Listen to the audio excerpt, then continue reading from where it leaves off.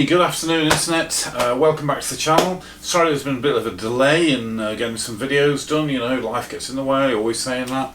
Anyway, so this is now a follow-up on the RD repairs. The booking day has come around, and with Mutts up in Wetherby in West Yorkshire, and it's tomorrow. So I've been up to the lock-up today to go and get the bike trailer in the lovely summer rain, and I'm going to get the RD loaded up, and 6:30 tomorrow morning we're off up there to get there for 9:30 for Dave Whattam to have a look at it for me, and hopefully service the carbs, get them done, whatever needs doing to them, and so we can get the bike running well. So you're coming with me. Dave's given me permission to do a bit of filming whilst I'm there, so we'll see how it goes, and you know, yeah, let's get the RD fixed. Okay, thanks very much.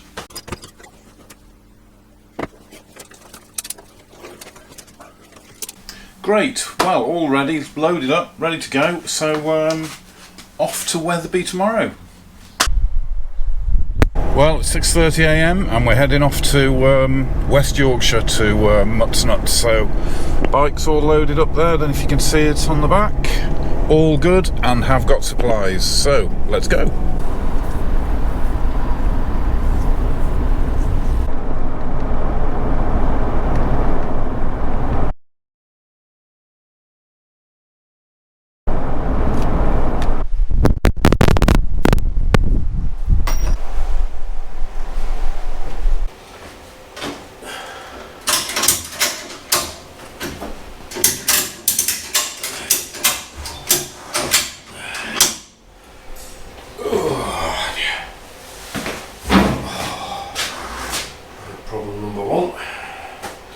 Cheap Chinese in filters. Inline filters. I think we should put them on. The dissolve. The petrol melts them. Right. And or certainly some of them I've seen. And it gets inside the carburetors and then it re-solidifies. Oh, lovely. Yeah. I can see why that'd be a problem. And if it gets into places I can't clear, your carbs are screwed. You can't buy the carbs. I mean, the petrol tap itself has a filter on it. On the Gauze filter? Yeah. Well, it got filters on it when I bought it. Yeah. No, people do them all the time. The other thing is, unless the chances are the hole in that filter will be too small. Right. So you reduce your flow rate. Now,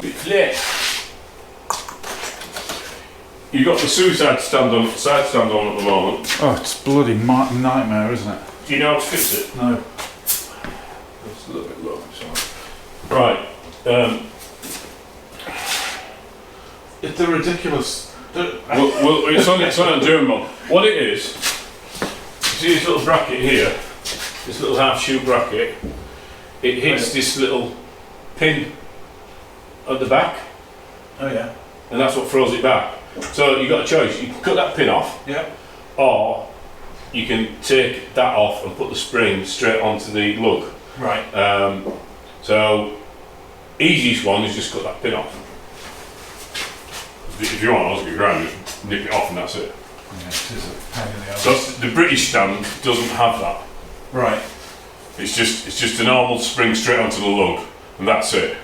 It's only the German models.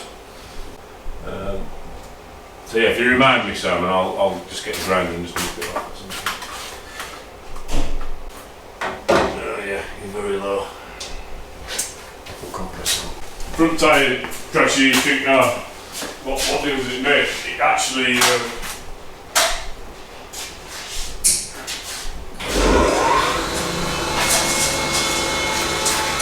the reason I need the tyre pressure right,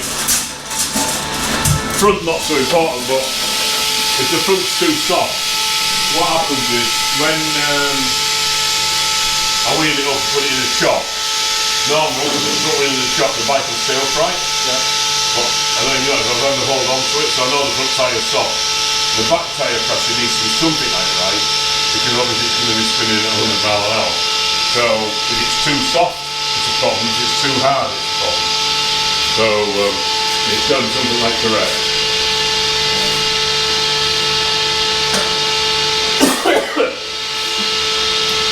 Yeah, noisemakers I call these. Make a noise, that's about it. Nothing else. Ones I've tested so far, I've lost horsepower, not gained. Thank you very much. Yeah, the more noisemakers than I think. Oh, thus far, the ones I've tested. Never know, might surprise me. I bet it doesn't. I suspect you might be right. Get a warming up. Ying ding ding ding ding ding ding.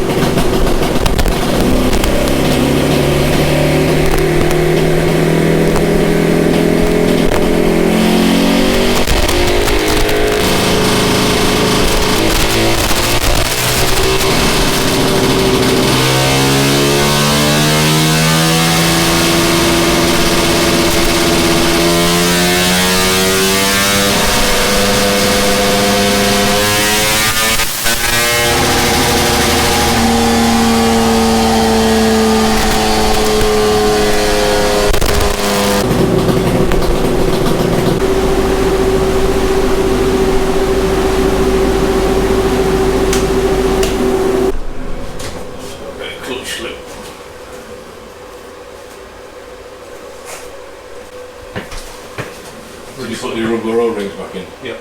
It was slipping really badly. What kit did you put in? I got it off. Did the kit come with a spring kit? No. The EDC clip? Well, it did, but the springs were a lot longer Yeah. than the ones I took. So I went hunting online. How do you know the springs that were in it were right ones? Well, that's right. I didn't, so I thought, well, the only thing I could do is go to a set of OEM. So I You didn't buy it from Fowler's? no. They're bagged genuine Yamaha springs. Because the other thing I got as well. They were bagged genuine Yamaha. You know That's when it'd be spring steel. You know you can't bend the spring steel. The basket. When you declutched it, you adjust just from this side. When you say on this side. Okay, so That'll be a no. What, you mean in here? Yeah. Yeah, do. So, did you have the cable attached or not attached? I had a new cable as well. Got a new OEM That's cable. not what I asked. No. Did you have the cable attached or not attached when you adjusted it? Attached.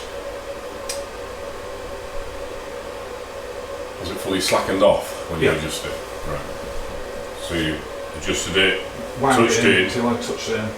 And I think it was half a turn or Half a full turn, no. It's just that when I slackened that cable off, it made it better. Okay. That's probably me then. No, the only reason I ask it is it's a common one. Yeah. it's surprising how many people make that mistake though, isn't it? Because I mean, I even got it wrong on my phaser when I built my phaser back up, because that's the same system. And I couldn't understand when I went out, it was just slipping all the time on clutch. See, because when I on one of my first videos that I posted, the amount of people that came back were saying, because as soon as it hit the power band, it just revved straight through, and they were like, it's definitely the clutch stuff, and that's sort of, you know, the right on the plates and everything else. Yeah, I mean the clutch springs, depending on which kit it is. I mean the kit I supply, which is the EBC DRC kit, it comes with 15% stronger springs, and I just say fit 3 of them, 3 standard ones, and you'll be fine. The fact, you see, I'm looking at this going, well, you've got RD400, oh, you've certainly got air-cooled carb tops on it. I bet it's got an air-cooled clutch on it, and a clutch primary. I bet it's got air-cooled primary gear on it as well. Because that was such a common thing to do.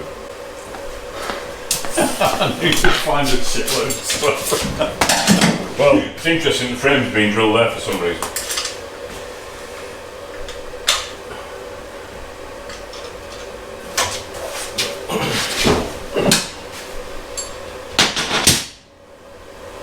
It's the wrong clutch cable as well. The wrong clutch cable? Yeah. I had two. The first one that came was definitely wrong. So again, I ordered an OEM, genuine Yamaha one. That's not for this. It's F2 then, isn't it? F2.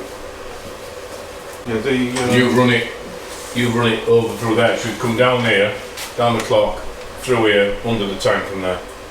right. The reason I routed it that way was Because it was too long. Yeah. Wrong cable. And it wasn't just because it was too long, it was because It's just the wrong cable. That's right, it's too long. That's the other problem, isn't it? You know, when you start dealing with folk on the internet, everyone's an expert. You don't know who to believe. Well, you know what they say about experts. It's a grip under pressure. Another big one is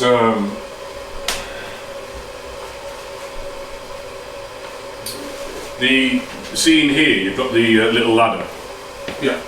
Now they're missing all the time. Now I had some 3D printed. I'm out of them now. I need to get some more. But if they're missing, that's another big one. Oh. Yeah. And what happens there is when it gets sucked down, it kills it. Right. And you think, well, what difference does it make? It makes a huge difference. It makes a really, really big I difference. mean, as you can see, I've replaced the coil as well. Yeah. Yeah, for the handle on Yeah, I there. remember watching.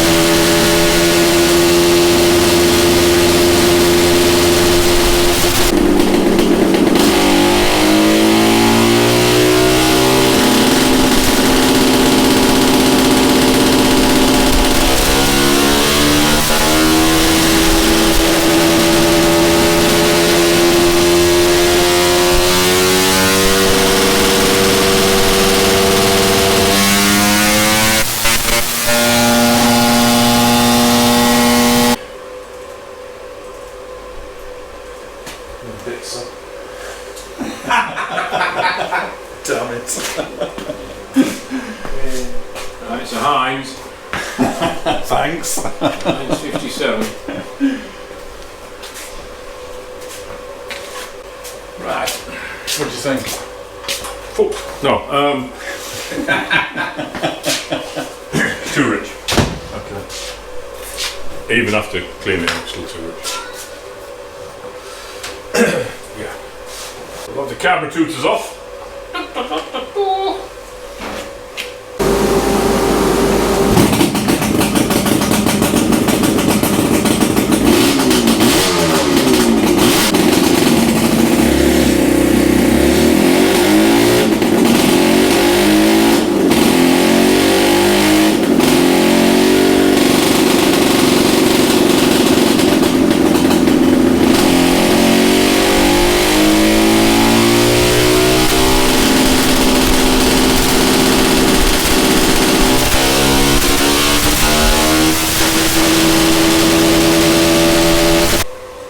Before, you see where it dipped there, and it was too rich.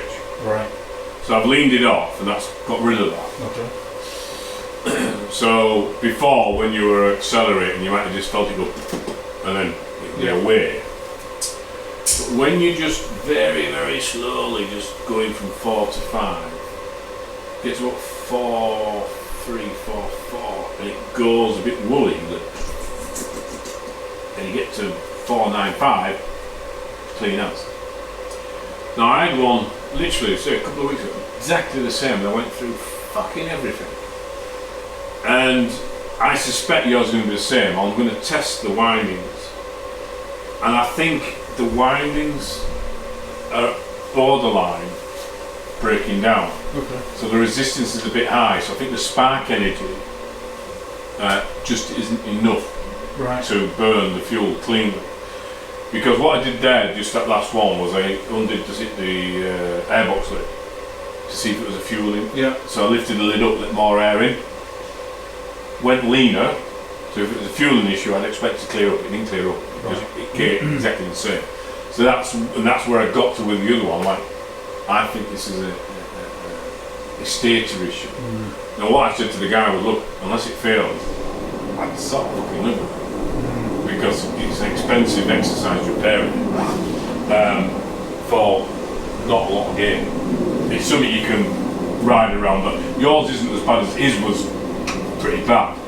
And I was like, I made it better, put new plugs. He had resistive caps and resistive plugs on, but you haven't got that. You've got one resistive plug caps, but no non-resistive plugs. I mean, it could be a dodgy plug, but you said you changed it, so you know. I don't think I've done many miles. No. And it's not playing up anywhere else, so I'm not of the mind it's a plug issue. Right. I think it's the same issue here, and it's like it's not worth spending the 500, 600, 700 quid to get it repaired. For what it is. A few people had suggested getting it rewound. Yeah. And I did the tests because there's you test it in 3 places, don't you? Yeah. Yeah, and one of them was coming back slightly low. Yeah. I don't know. It's one of those. Personally, yes, that's high. Pickups way out of tolerance. But she's on. So I suspect when it cools down, it'll be closer. Should be 87 plus or minus 10%, it's 109 ohms. Okay. So that tells me the pickup is and the thing is the pickup, where you've got the fault is about where the start transition between low side and high side windings, the exciter winding. Okay. Anywhere between sort of 4.5 and 5.5 is where the normal transition over. The CDI controls it, but it's all down to resistance, stunned by resistance and so on and so forth. So that's high, 109, and that's the pickup. So I'd be inclined to make your pickups on its way. That's 293.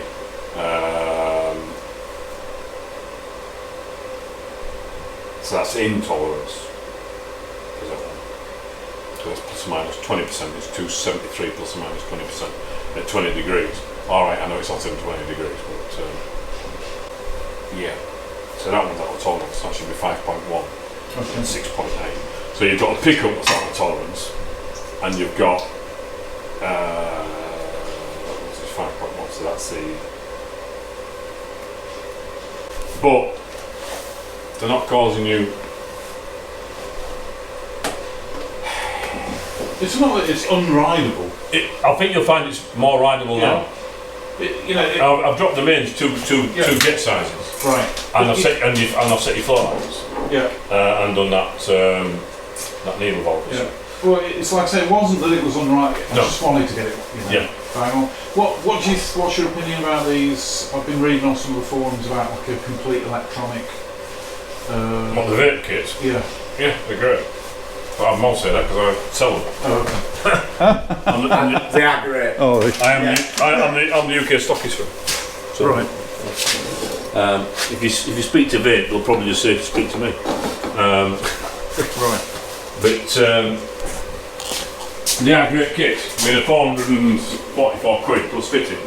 Well, I think things for me. I wouldn't spend the money on it personally. You'd ride it really and see. I just ride it and use it. That would be my take on it. It's only when you're doing it really, really slow. Oh yeah. And I mean, I was like literally, feathering that throttle on, and you can just feel it. And it's only for about 500 RPM now. But if you just crack it a little bit more, it's clean. So it's a very, very minuscule issue. I've just adjusted it 2 sizes, so you've got 200 mains now rather than 220s, and I've set your float heights and fix that needle valve for you.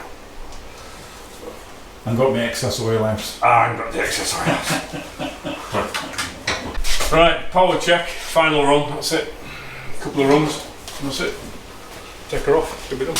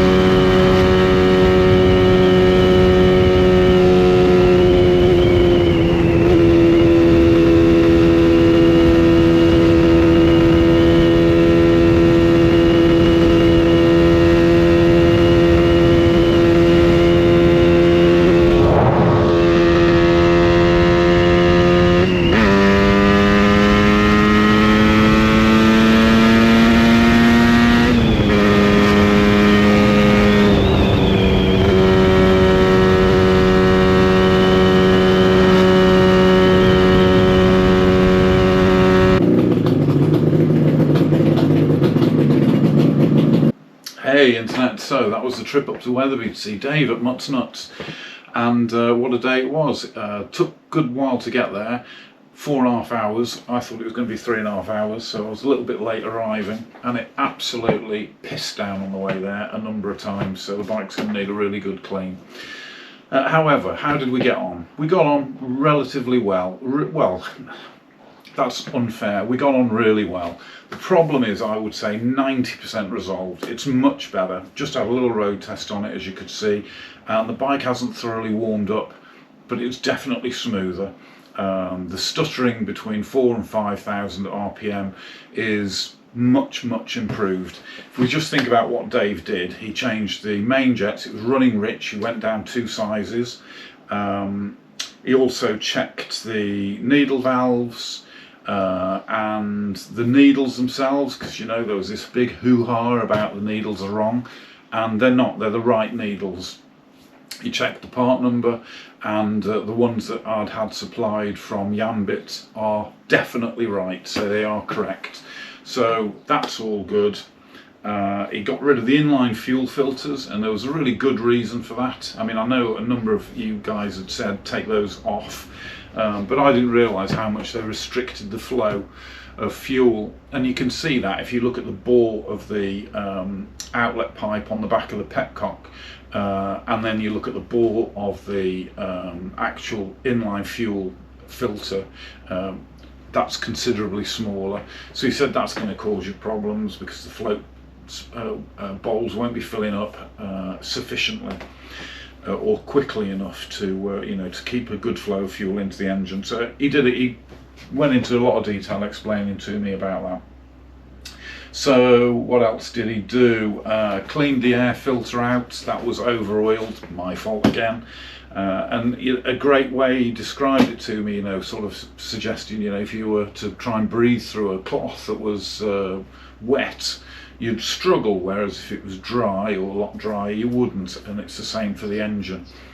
One of the great things about being on the dyno, he was able to, even after he'd finished the work that he'd done on the bike, all the adjustments, the readjusting the carbs, all that sort of thing, he could still, he was aware that the you know, this bit of hesitation was still there between 4 and 5, and so he undid the airbox, and he was lifting the lid on the airbox to, you know, see if the weaker mixture would make a difference, and it didn't.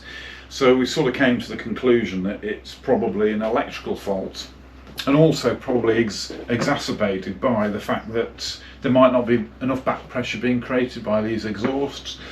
Dave didn't really rate them that much from a, you know, a noise and power performance increase. Anyway, so he tested the stator in the same way that I did, but obviously he's got much better diagnostic equipment than I have. And again, there was, although he tested it when it was hot, there was, out of the 3 readings, 2 were out of tolerance because they're plus or minus 20%, and 2 of them were out. So he said it could be that, you know, that the stator's just starting to go. We discussed after that these